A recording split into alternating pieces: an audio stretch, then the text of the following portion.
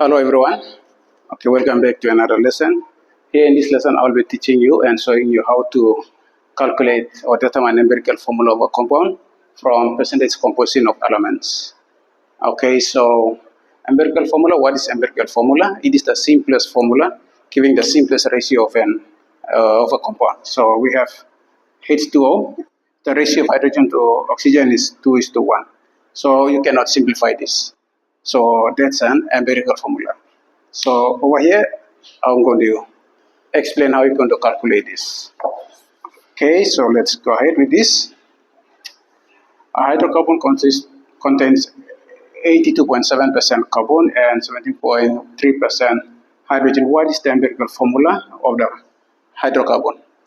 Okay, so find the mass of this one is 12 and mass of this one is 1.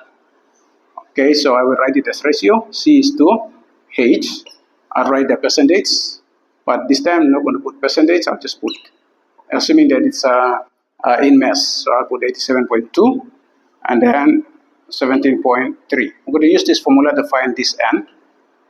Mole is equal to mass over molar mass. So I'm going to use this one. I'm going to find the mole for this. Okay, so molar mass M, that's 12. I'll divide by 12. And this one is 1, divided by 1. Okay, I'm going to get 12 divided this will be 6.189 something. And this one will be 17.3.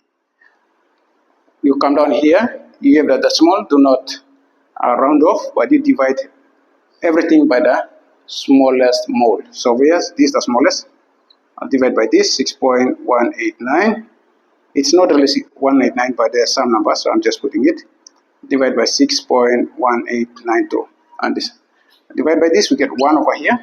And this one we divide, we're going to get 2.5 something. All right, when it comes to, we're going to round off at this point. Rounding off in chemistry is not the same as rounding off in mathematics, where we just look at 5 above, we round it off. But here it's different. So when you're rounding off, you have to multiply this by a number to make it whole, okay? So 2.5, it's a decimal, so I'll multiply by 2. When I multiply 2, it will give 5. So this 2, then I'm going to multiply all of them. Okay, I'll times by 2. So I'll get 2. 2 times 1 is 2, is 2, 5. So the new formula is C2H5.